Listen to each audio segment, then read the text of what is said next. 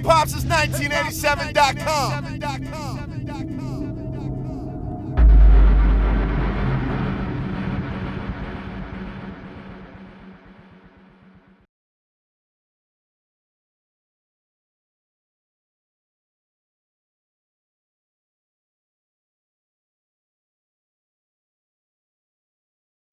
HipHop since 1987. It's your boy Wild Tuna here with another exclusive. I'm here with Jimmy Dasaint, the legend, the modern day mogul in Philadelphia, a major staple in Philadelphia music. Man, thank you for coming out. Big shout out to you and your team for everything you're doing, man. So welcome to HipHop since 1987, Jim. Thanks for having me, homie. For sure, for sure. So, first things first, we're going to start all the way from the beginning. Because, there's a lot of new cats in the game that might not know who you are, so we want to make sure they know. You know what I'm saying? So let's start from the beginning, man. Let's go all the way back and tell the people where you from and how it was growing up in the 80s and basically your whole background before the music jumped off. Well, the 80s is West Philly, break dancing, writing graffiti, doing the same thing that, young kids around that time was doing. All we had was DJing, break dancing, and graffiti. Rapping even wasn't that big, but it eventually turned from the DJ, and it was all about the MC. And at that time, me and some friends of mine started a crew called ICH, and we started rapping and DJing and break dancing at the same time. So that's where it all started at in the 80s in West Philly, around 42nd Street. And just getting into the whole hip-hop vibe, the whole hip-hop, starting it off being a part of that. I remember doing shows and opening up for Will Smith and EST, the legends. So, right. Schoolie D, Cool C, Steady B. It was the legends, those artists, the originators. MC Breeze, right. You know what I'm saying? Right. MC Breeze was actually my mentor. Okay. You know what I'm saying? Before he went to sign with MC Hammer. Okay. MC Breeze used to work with me in the studio. So I've been around for a long time, right, watching the growth of Philly hip hop. Mm-hmm. You know what I'm saying? And being from where you're from on the streets too, you got to see the other side of it too. You know what I'm saying? Not only in the entertainment business and getting in the music industry, you too had other hurdles that you had to jump over. Just definitely, in life. Definitely. Because and it's so crazy because I got into the street life to help me with the music. Mm. I didn't get into the street life just to be like a drug dealer or whatever. I wanted bigger turntables, you know what I'm saying, a better beat machine, right, you know what I'm saying, a laptop, you know what I'm saying. So I literally got into the drug game just to fund my music career, you know what I'm saying, and be able to go buy posters and stuff like that. That's all it was about. Right. I mean, so I wasn't one of those drug dealers that just wanted to be out here selling drugs and try to kill somebody and do all this kind of shit. My whole thing was to get something done. And it's different when you're in the streets, when you got a goal and a mission to accomplish, an agenda, as opposed to just being out there blowing with the wind. You know what I'm saying? No, it was a bigger purpose. You know what I'm saying, for me. Right. You know what I'm saying? So it all came from it all started with hip hop, and by not having money to make everything blossom faster, me and my crew turned to the streets, and we just funded the money to start our own little music companies and right, parties, and so that's where it basically came from. Right. So many other people was doing the same thing. Mm-hmm. So many in different neighborhoods. You know what I'm saying?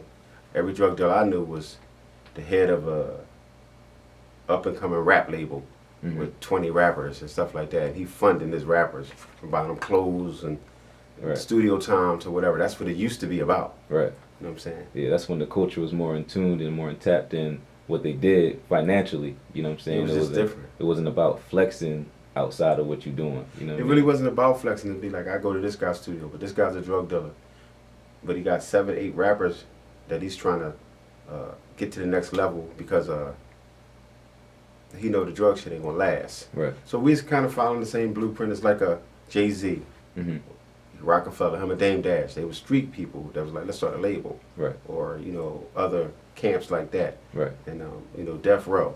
You know what I'm saying? My partner, Rick Ross, he was talking to Suge back then about a label, starting a label before Suge had Death Row. Wow. So Wow. So He was already telling me on top about of the it. story when Harry O gave Suge the money to start Death Row. And Harry O was Rick Ross' friend. One of Okay. Rick Ross' close friends. But he telling me in prison, yeah, Harry O gave him that. He's like, yo, the way to get out these streets is that new hip hop music.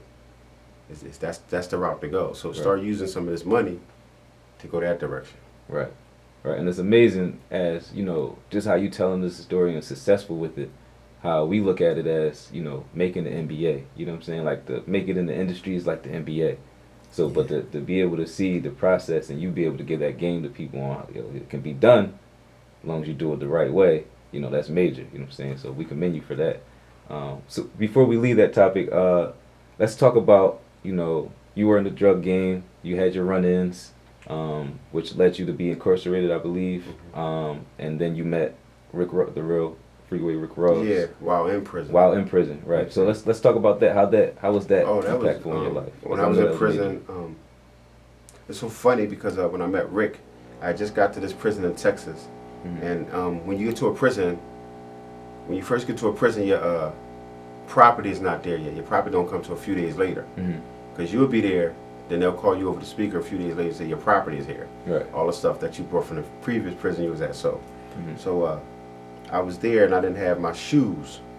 I was waiting, but to give you shoes till your stuff come. So I saw Rick Ross walking in the hallway. I said, "Yo, what size you wear?" He's like a 9, and I wear a 9. I was like, "Yo, I need a pair of sneakers, man." And he was sitting there laughing. Right. He's like, "Yo, you know who I am?" I said, "Yeah, you Rick Ross, but you wear size 9. That's how we met. And he liked me. He's like, "Where you from?" I was like, "Philly." And he's like, "Walk me to my cell." I walked to his cell. He gave me a size 9. That's love, man. He gave me a size 9. We became friends just like that. Right. And he went and told everybody, like, "Yo, this kid from Philly." Walked up to me and said, "Yo, what size sneakers you wear?" Because I didn't think of all the Rick Ross, BT, American Gangster, $1 Million Drug. I needed some sneakers. And I knew I was going to be here about 3-4 days. All he could tell me is no. You know what I'm saying? But he's so humble. He's like, "Yeah, I'm going to give you some sneakers." You know what I'm saying? Yeah, he real for that. That's and then real. he's like, "What you do?" I was like, "I write little books. I do some stuff." He's like, "You write books?" And when I said that, he always wanted to write a book. I was like, "I'm a book author." He's like, "So you just write books and stuff for us?" I said, "No, I'm a published book author." Right. And he's like, "You publish?" I'm like, "Yeah. I got a book deal while I was in prison." And it messed him up. He was like, "You serious?" I said, "Yeah." So when I'm talking to him, 2 dudes is walking down the hallway. And I'm talking to Rick. And the dude said, "Excuse me, yo, is you Jimmy Dasaint?" Just happened to just be that. I said, "Yeah." He said, "Yo, I got your book. Your picture's on the back of the book." I was telling my man that's dude who wrote the book. And Rick was standing there while he was saying that, just looking. Right. He said, "Yo, yo, yo." And then Rick said, "Yo, you write books for real?" I said, "Yeah, I write books." You know what I'm saying? I got a few books out, but my book was on that particular compound, in that prison. And people read it, people liked it. Right. So when my property came, Rick seen that I was a book author for real. You know what I'm saying? So I went to him, I was like, "I'm going to write a book called Black Scarface. I want you to help me with it. It's going to be one of the biggest books ever." Right. And then he said, "I don't write, I don't read, I don't do none of that stuff, Jim." I said, "I do.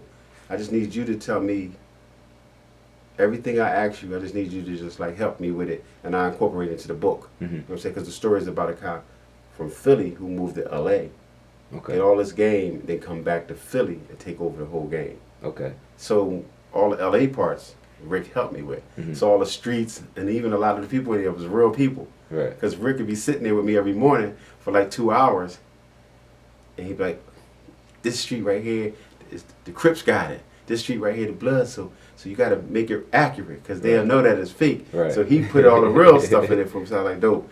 So I wrote the book Black Scarface, but I didn't shop Black Scarface. I didn't send it out to go get a book deal. I knew I was getting out of prison and I was going to start my own publishing company. So what I did, it was the first book I released from my own publishing company. And then it sold like 25,000 copies the first month. Oh, that's major. That's just in Philly. Now, it's a rumor. I don't know if this is true or not. I got this through the grapevine. Did it take you only 2 weeks to write the book? No, probably like 3 weeks. Okay, so maybe. Yeah, I'm a week off. But see, every day I was writing. In prison, you ain't got nothing but time. So every single day, if I'm writing for 8 hours a day, see what I'm saying? I'm getting so much done. Right. You know what I'm saying? And it's crazy because it got edited by prisoners. So what I did, I was like, there's so many smart people in the federal prison. lawyers. There's a lot of.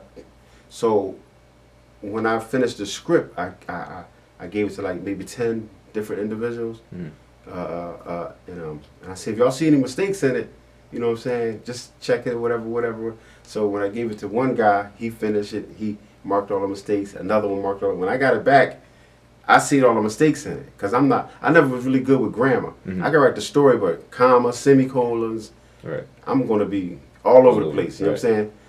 But these guys actually edited it for me because they wanted to all read it. Okay. That's so then I got all their mistakes, all their stuff, and I gave it to someone who fixed it and cleaned it up. Right. And that was how I got edited. I just used the prisoners around me. Right. They wanted to read it, and I wanted to edit. So you know what I'm saying? One hand watch the other. That's a good look. So even with that process, you know, what really made you decide, you know, writing books was the way that you wanted to go? You know, even before you got there, you was already knowing you wanted to put some publications out and everything. What gave you that want and urge to really put? I don't know. I just was there. I was like, I got 10 years to do, and got to do something. Because the majority of guys is either lifting weights, or some guys going to school to educate themselves to get out there. But it's like dead time. You're just sitting around, just waiting for your time to. Right. And I was like, I got 10 years. I got to do something. You know what I'm saying? Yeah, for sure. I got to do something. You know what I'm saying? And book writing came to me. I was reading a book. I was in my cell reading a book, and I looked at my cellie and I was like, I think I could write a book. And he laughed. And he was like, everybody come to prison and try to write a book. Yeah. So I started writing a book, and then maybe a few weeks later I gave it to him to read, and he was like, "This is pretty good." I'm like, really? Yeah. And he liked it. He said, let other people read it. So I let other people read it. It's like, yo, it's all right. Right. It's just as good as some of the books they was reading. Yeah. And then in 2002, 2003, I sent it out, and I became one of the first federal inmates to get a 3-book publishing deal while I was in prison. Right. I sent the manuscript out to a company in New York, and they gave me a book deal. That's major. And I was in prison, and the mail came in, and it was a check. And it's like, this is your royalties. This is your advance for your book. Wow. Wow. Yeah, and I was like, wow, that's crazy. Then it was all over the prison system. Yo, little Jenny got a book deal. Right. And a few months later, all the guys ordered it and stuff, and they come by my cell. Look, can you sign it? I told my sister to buy this for me. My mom buy it for me because you here with us and all that. Right. And it just took off. Then that just kept it going. I wanted to write more and write more, and then I wound up ending up writing about 30 books. You know what I'm saying? 30 books. So in that process, you know, getting out of prison, already having, you know, the backing, already having almost like a fan base and you know, some celebrity aspect to yourself, you next took the wave back into the music industry by scouting artists, putting teams together and stuff like that. Yeah. So you had the books rolling, and then you stepping back into the artistry side of things. So let's talk about that now. Yeah, when I came home, I went back and started the Inner City Hustlers. That's when I went and got Young Savage, Rain Man. That's R.J. Payne now. Right. Double H Spady. Yeah, he plugged K Walker. Right. Scorp the Boy. Charlie Heat. You know what I'm saying? Sport. The list goes on. Right. Shorty Raw. There's so many of them, and I went and put a nice group together, and then they started buzzing. You know what I'm saying? But Savage took off. He was the youngest, and he was the young, straight out of Philly, straight out of Southwest. So he took off. And so how'd that relationship build, and how'd you come to meet currently Sean Smith, but at the time Young Savage? He was at a block party. I knew his stepfather. His stepfather brought him at a block party on the block where I'm from, and he was out there rapping. Okay. And I heard him, and I was like, the next day I think I went and probably picked him up, and I just took him to the studio. Right. The next day I said, where you live? I'm gonna come out there and get you. But his stepdad was a good friend of mine. Okay. You know what I'm saying? Yeah. And that's how it started, and I just put him under my wing and started taking him different places and everything. Next thing you know, he did Cosmic Kev, 20-minute freestyle, and we had all the labels from Capitol to Def Jam. I remember he came down. This was when I was working at Monday Madness show. I don't know if you remember this. Monday Madness? Yeah, Monday Madness. He came down and he spit for at least 15, 20 minutes. I brought in the remember that was Monday a classic Madness. moment, right? I remember that was the Yeah. first time we met down Yeah, I there. brought in the Monday Madness. Circuit Breaker. Yeah. Shout out to Yeah, them. yeah. That show was lit, man. And you know, ever since then, he's always had a good, you know, grounding in the industry. Yeah. And he's had the label offers. Let's talk about some of the label offers that y'all went I through. mean, he had a lot of people reaching out to us. When Savage came out, it was the same year as ASAP Rocky. Mm-hmm. Savage, there's another kid from Chicago that Was it Big Sean? Was it Big another Sean? kid Coming that was around real popular at A$AP. the time. I know Savage was the one they was talking about in Philly. Mm-hmm. Then it was ASAP Rocky around that time. And then it was was it Bibby? I can't think of the guy, Okay. but he pretty big if I remember his name. Mm-hmm. But it was probably like 4 or 5 of them from around the country. But Savage was definitely one of them. Mm-hmm. You know, was Double XL. I think they hollered at us as far as the freshman thing. Mm-hmm. That's the freshman thing, right? Yeah, yeah. And it was like getting us a little bit more shine because we think he definitely could get on Double XL. They hollered at me. It was so many people. Like when I say so many people in different labels, and we back and forth and traveling because people wanting to check this kid out. Right. But I put him under my wing to get him that exposure, and it helped. Oh yeah, Because he was disciplined. He was easy to work with. Mm-hmm. I'm saying. Yeah, definitely, man. Definitely was a fan of ICH. Everybody on that roster still working, doing something. So They was hustlers. definitely in the city hustlers for sure. Yeah, they you know was what I mean? They still hustling. Shout out to Scorp the Boy. You know what I'm saying? And I mean, all those guys was doing their thing. Right. So where was I guess the separation in the group? Where did that come in? What happened with that situation? I was burnt out Mm-hmm. because I still had books going on in the Philly Hip Hop Awards where I wound up started, and I wanted to get into movies and stuff. And I had artists. The artist was burning me out because one thing about being a manager, you have to manage these dudes' career. Right. But if you don't have time to do it, you know what I'm saying? Mm-hmm. You just really have to have this time. And I was burnt out because I still got so much other stuff going on. Right. Because I never was like one dimensional. I never was like, I'm just a manager. Mm-hmm.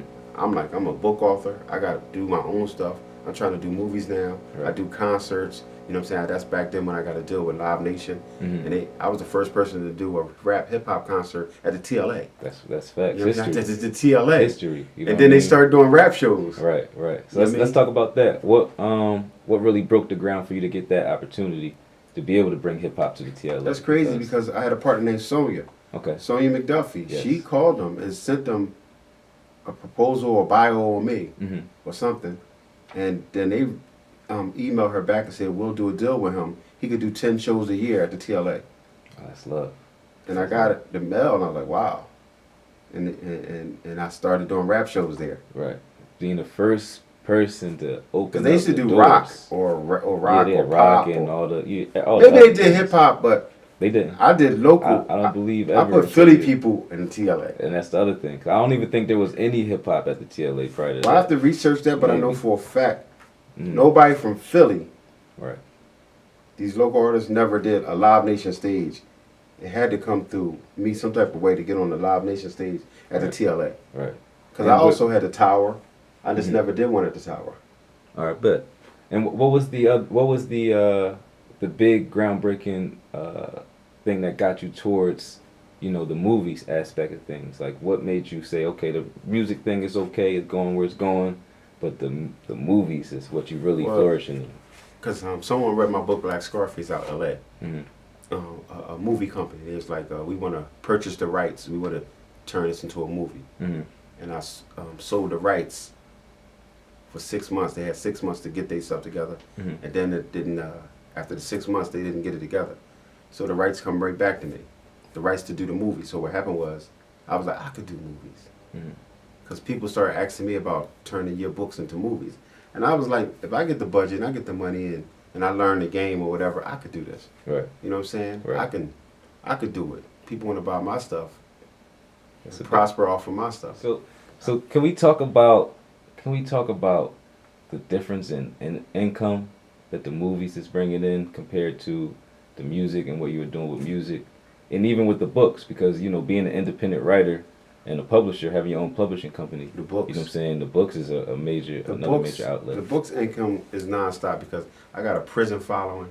and prisoners are in jail constantly reading, so they ordering books. You know what I'm saying? I got a large female following who like the books I write on the streets and stuff. So the books, you know, Amazon gonna send you that money every month. Right. You know what I mean? If you sold one book, Amazon gonna send you money for that one book that was sold. Right. So you know what I'm saying? And Amazon is my printer. I've been working with Amazon so long. You know what I'm saying? Amazon works with my publishing company. Okay. Oh, so they do help you with the distribution? Yeah. Oh, that's great. You know what I'm saying? That's great. So so the book money is good, but the movie money is good too, because you get that money up front. It's budget. Like when I got the music budget. Oh, here's this money. Can you get us 20 songs? Like, It ain't no rap. Like, wow. You know what I'm saying? Right. This music stuff is more like, I guess if you got a name, you straight. You good.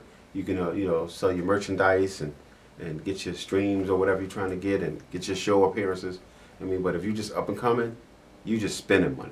Right. Until you get that name, you start recouping some of that money back. Yeah. You know what I'm saying? So it's harder. I believe the music money. I mean, the movie money is the best, and then the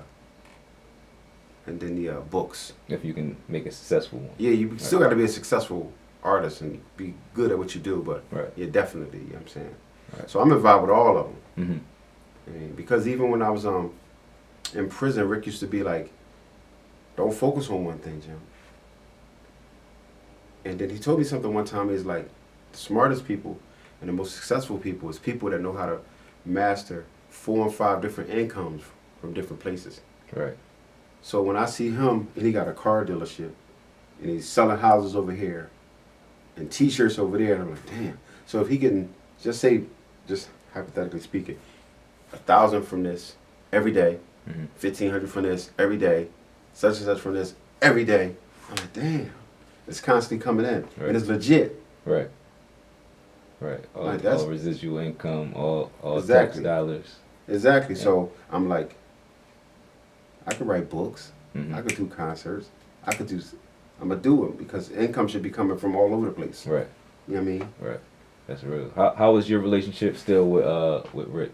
That's my man. I'm doing Rick reality series. Okay. Oh, so let's talk about the reality series. The reality series is called Street Bosses. We was about to film in March, and the Corona hit. He was here in Philly. Then he went back to LA. Right. Corona hit, and we waiting for the Corona to go away. Me and my team, Vance DeBose, Carvin Higgins. We all doing the reality series, and then we shopping into Netflix. Right. It's called Street Bosses, and Rick is about 12 kids coming home from prison, and we trying to turn them from street thugs to street bosses. And Right. Rick is the mentor. Right. You know what I'm saying? So we trying to change these guys' life and show them a different way.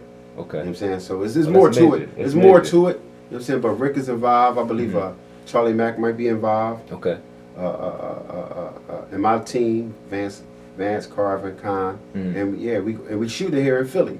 Oh, that's major. That's We major. shooting here in Philly. So you got the reality TV show coming out, and so they're coming home from prison, and you turn them to bosses. Is there any particular industry that they're focusing on, or everyone has a different? We just want to get them out that mindset of going back and forth in and out of prison. We want to change that. Okay. And when they see someone that been to prison that changed his life and did all these things, like myself, like Rick Ross, and got away from the negativity, anything could be accomplished. Anything is possible. Right. So that's the mentality of the show. Like, come on, we're gonna get y'all straight. Right. Because So this y'all gonna end up dead or back in jail. So we're gonna try to stop This that. the real upgraded version of what a making a band would be, something like that. This is a real life situation. But this ain't got nothing to do. Right. But it ain't got nothing to do with hip hop. This is like life. Mm-hmm. You know, like we don't want to see y'all back in prison or dead. You know Right. what I'm saying? And Rick Ross is the mentor of the show. He come in, check on them, talk to them. And we actually gonna have a casting call where we're gonna get some local people from Philly to be involved. And Okay. and we want to because Rick can't be at the house all the time. They're gonna be in the house. Mm-hmm. So we have someone monitoring the house, checking on them and stuff. Then Rick pop up. I seen the video. I seen the fight. Such and such. You gotta leave the house or whatever. Whatever's You know what I'm going saying? on. Yeah, but we putting that together now. Yeah, big congrats on that. That's major, right? I mean, we haven't got a deal for it yet. Mm-hmm.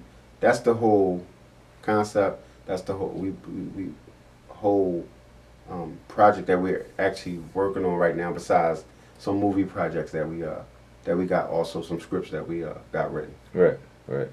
So I got a couple things that you did outside of music that you just did out of goodwill, that you just did out of being you, that I definitely wanted to highlight. This is taking it back to the prisons. Something that you did, you got the prison basketball teams uniforms.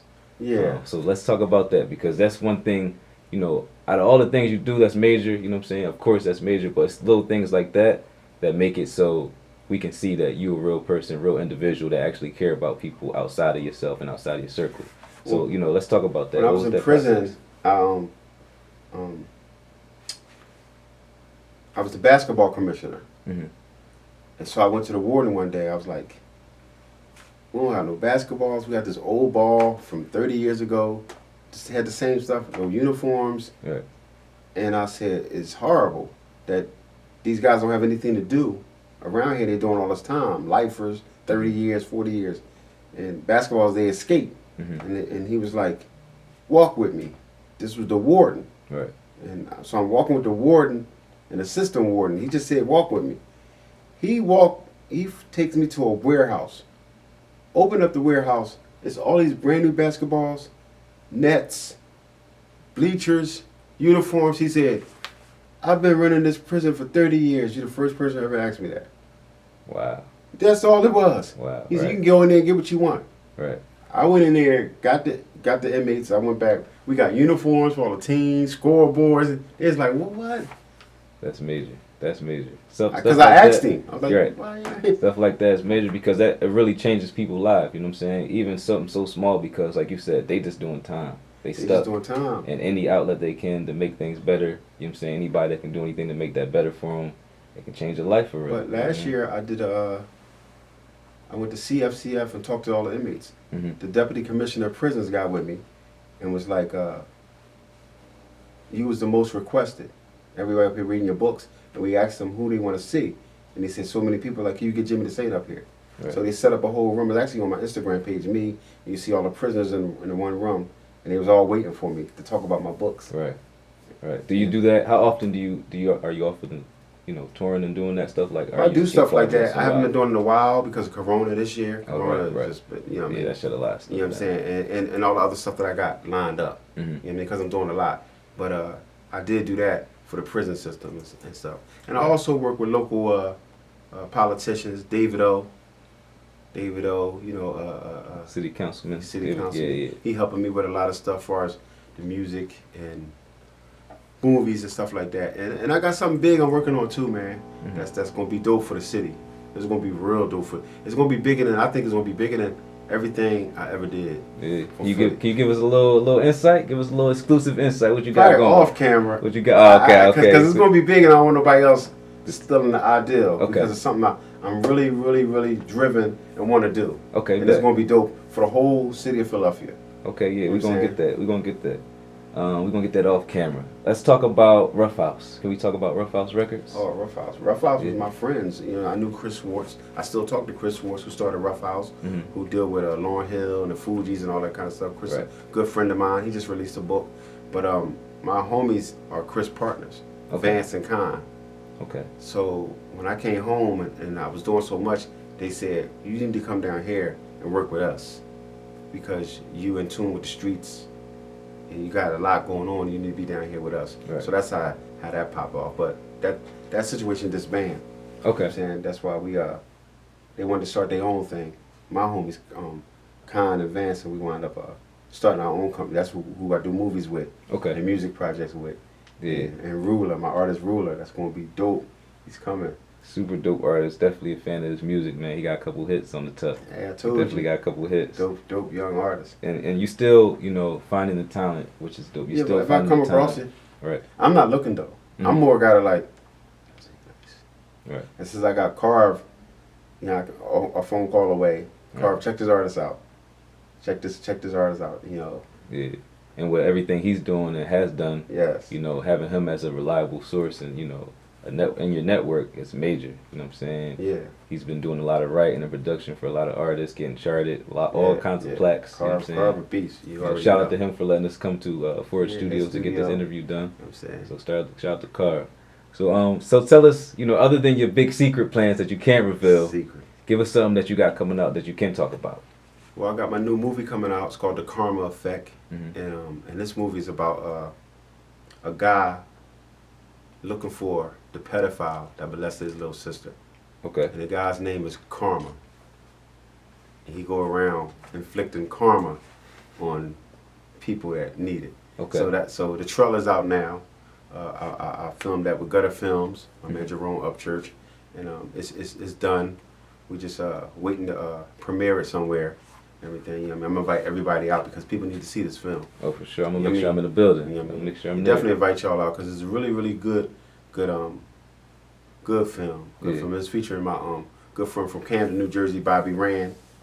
Okay. Bobby is he's right in now, Godfather of Harlem, and he's in a lot of little movies and stuff. But he's the star in this particular movie and everything. Okay. A Godfather of Harlem. That was that recently on Netflix? Yeah. Okay. He's a character in there, and he's out right now on what's the new movie out right now that's popping?